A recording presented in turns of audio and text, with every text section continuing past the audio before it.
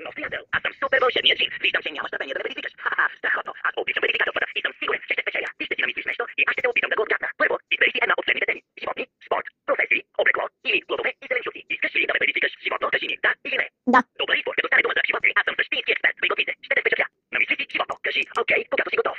Окей. Ти повторил? Окей. Супер, аз ще ти задам въпрос. Отговори с да, не или не знам. Можеш и да ми отговориш. Зависи. То има ли дълга опашка? Зависи. Добре. Това животно само 4 крака ли има? Да. Добре. То по-голямо ли е от микровълнова печка? Зависи. Окей. Това животно в гората ли живее? Не. Аха.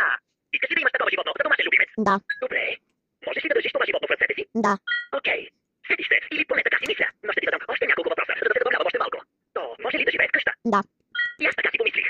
Това животно много мъничко ли е? Зависи. Окей. Думата, за която си мислиш, с буквата К като къща ли започва? Да. Колко интересно. Така, мисля, че се сетих. Имам предчувствие, че си мислиш за куче. И точно за това ли си мислеше? Не. Окей. То по-голямо ли е от футболна топка? Зависи. Добре. Това животно има ли козина? Да. Ясно, разбирам. То може ли да скача? Да. Това е, прочетох мислите ти. Ако мистичните ли си не греша, ти си мислиш за копка. Прав ли съм? Да. Разбихте, мислеше, че ще ме победиш, нали? Но аз съм